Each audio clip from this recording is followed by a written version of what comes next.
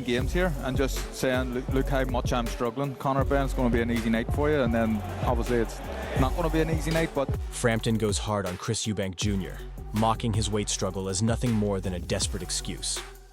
According to Frampton, if Eubank Jr. is genuinely struggling this much to make weight, then he has no business stepping into the ring. Frampton believes Eubank has trapped himself in a fight he's not physically prepared for, and now he's paying the price.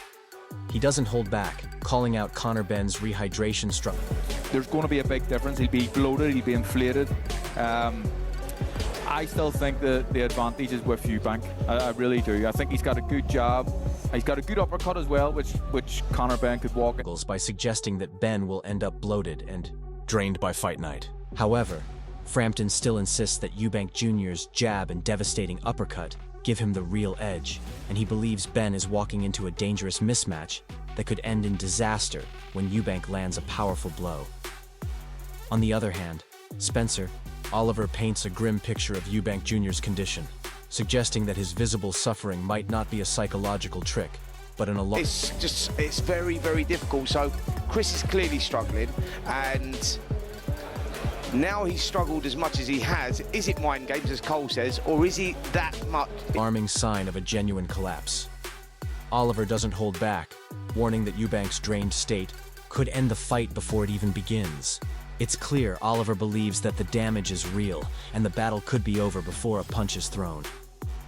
Steve Collins takes a brutal shot at Eubank Jr.'s entire legacy, making it clear that snatching a world title wouldn't hold a candle to completely dismantling Eubank. For Collins, beating Eubank isn't about the title, but about carving... You know, if he fought for a title and won a title, you know, people may remember him fighting for the title, winning the title, but if he fights Chris Eubank Jr. and beats Chris Eubank Jr., it'll go down in history and be remembered forever. A place in history that no belt could ever match. He's critical of Eubank's reputation, suggesting that it's seen more as a stepping stone than a symbol of greatness. Collins mocks the weight issue, calling it a joke and arguing that if Eubank was really that desperate, even shaving his beard would have been enough to make weight. In Collins' eyes, any real fighter would have stepped up on the scales without whining or making excuses. He believes Eubank is trying to save face instead of facing reality. As for Eddie Hearn, he's making a big deal out of Eubank Jr.'s missed weigh-in, but some believe it's just to let it go. I don't think, I mean, to me, what weighs announced? If he shaved his beard off, he probably would have lost a couple of ounces. If I'd have been in his position... Drama. Missing weight doesn't define a fighter. It's the heart, the will, and the desire to win that truly matter. Eubank Jr. is focused on the bigger picture, and this weight issue won't derail him. Meanwhile, Conor Benn is trying to capitalize on the situation, using it as a weak distraction from his own shortcomings. His attempts to shake Eubank with shade are nothing more than an insecure tactic to cover up his own flaws. The truth is, Chris Eubank Jr. is still grinding, still laser-focused, and still determined to come out on top when the real battle begins.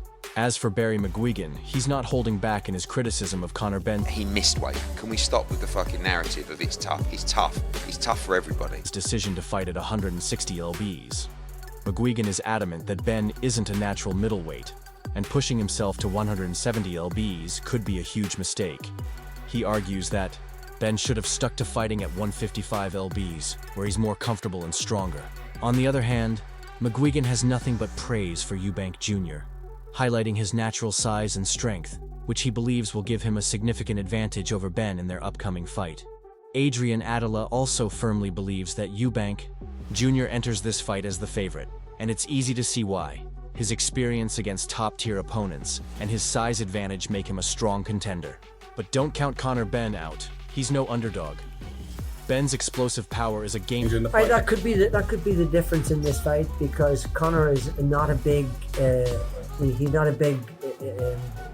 middleweight, or it's 160 pounds and then a limit on you can go. Changer, capable of flipping the momentum in an instant. His speed, aggression, and relentless pursuit of victory will make this fight a nightmare for Eubank if he's not careful.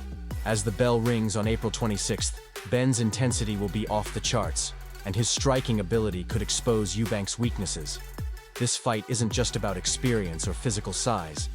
It's about the heart and fire Benn brings to the table. The burning question is, can Eubank withstand Benn's ferocious assault, or will the younger, hungrier... Chris Eubank is the favourite for the good reason that he's been fought at the higher level and he is naturally the bigger man.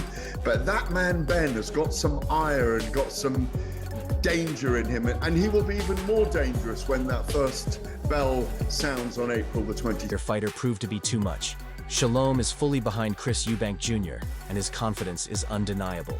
He's quick to point out that when it comes to handling pressure and showcasing true boxing skill, Eubank stands head and shoulders above his competition. For Shalom, there's no doubt.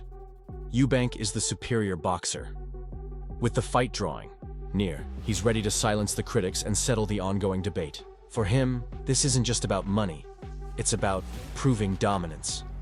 Shalom believes that Eubank Jr.'s ease, class, composure, and ability to handle adversity will leave no question as to who the better fighter is.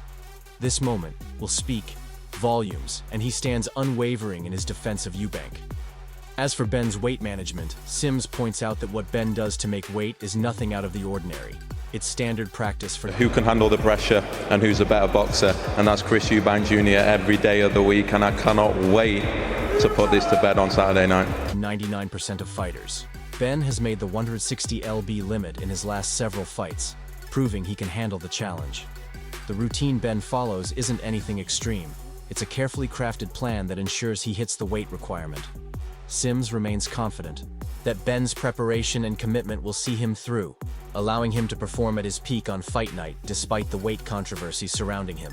Spencer Oliver backs this up, emphasizing that Conor Benn's weight management should not be questioned. Proper preparation, he believes, is the key to success inside the ring.